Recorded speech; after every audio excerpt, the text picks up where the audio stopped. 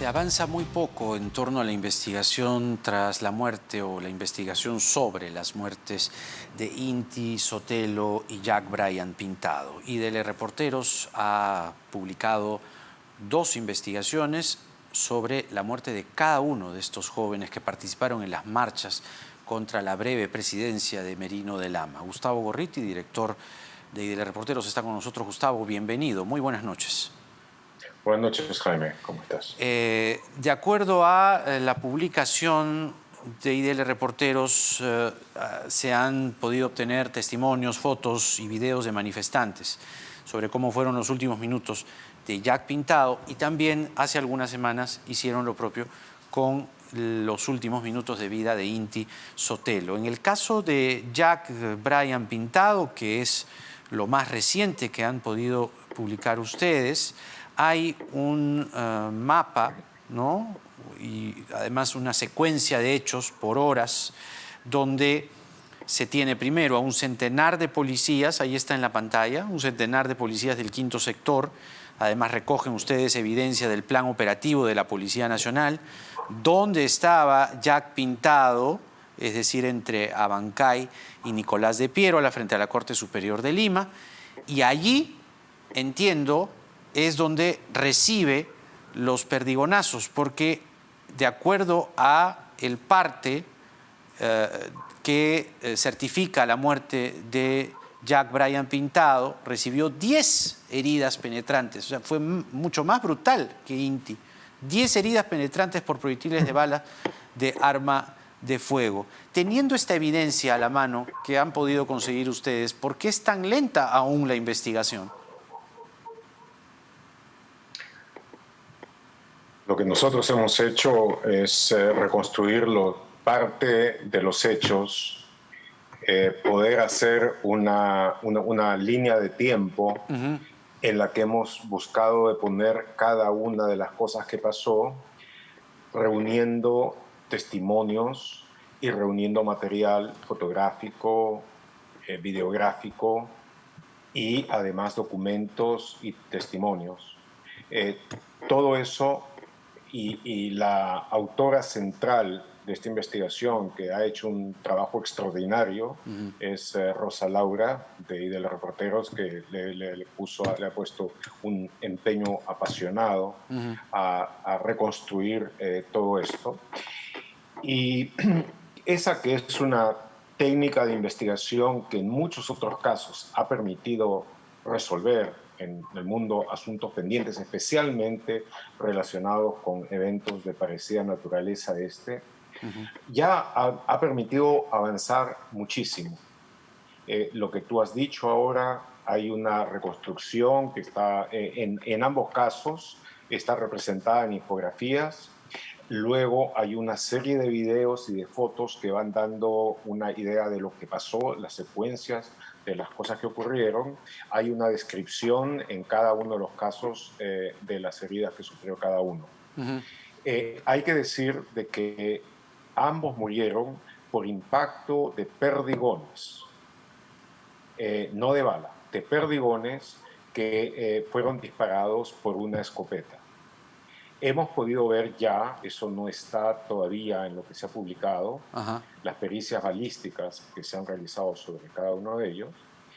Y en el caso de Jack Bryan Pintado, como tú lo has dicho, hubo 10 impactos de perdigón en su cuerpo, uno de los cuales le rasgó, perforó la aorta, lo que posiblemente fue la causa central de su muerte, pero todos hubieran representado heridas graves.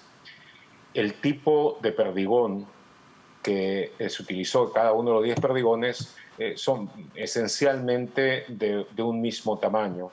Son el tipo de perdigón que se conoce como BB, que contra lo que sugeriría su nombre, no es ni mucho menos un perdigón pequeño, se utiliza para caza mediana. Lo utilizan, por ejemplo, mucho en la selva para claro. cazar animales de mediano tamaño. pero que puede incluir incluso a jabalíes, en fin, ese tipo de caza, entonces el haberlos utilizado era con un propósito claramente letal. Esos perdigones, a diferencia, por ejemplo, de los perdigones de paloma, que se han utilizado también en algunos momentos en el INPE, en otros lados, para reprimir acciones en grupo, estos no están hechos para herir, sino básicamente matan. En el caso de Inti es aún peor. Él recibió solamente un perdigón, un perdigonazo que le penetró el pecho y impactó el corazón y le causó la muerte por eso. Pero es un perdigón grande, es más grande incluso que los bebés. No estoy muy seguro, pero es probable que sea una posta. En cualquier caso, también es el cartucho ese que se puso en la recámara. Ajá. Es para matar. De tal manera de que no era en modo alguno un cartucho para disolver, para causar heridas menores, ni mucho menos. Ahora, el propósito de eso es para matar. Lo que señalan quienes defienden o niegan parcial o totalmente una responsabilidad policial, señalan que existiría la posibilidad de que hubo armamento artesanal. Ahora, sí, no se sabe, no se vio, digamos, incautación de armamento artesanal alguno, a la luz además de la estrategia brutal aplicada, ¿no? Desde la policía. ¿Existiría, sin embargo, esta posibilidad? Es decir, que existiese armamento artesanal. Sí, claro, existe. Son armas hechizas o perdigoneras, en fin, generalmente son tubos de hierro galvanizado a los que se les hace un mecanismo de percutación, un extremo, y que eso hace que salga la bala. Eso se contempla como una posibilidad en las pericias balísticas, pero en la pericia de INTI se menciona de que la naturaleza de ese tubo tiende a dejar huellas sobre los perdigones en el momento de salir, y eso no corresponde con lo encontrado, Además hay que decir de que la perdigonera hechiza más básica ocupa un espacio, es muy difícil de esconder con facilidad, es muy difícil de hacer un disparo subrepticio con ella, de tal manera de que habiendo sido el caso, por ejemplo, la muerte de Inti se produjo en la esquina de Lampa con Nicolás de Piérola, y había muchísima gente, entonces es muy difícil de que si alguien hubiera disparado y hubiera tenido que ser mucho más de cerca con una perdigonera que con una escopeta. Claro.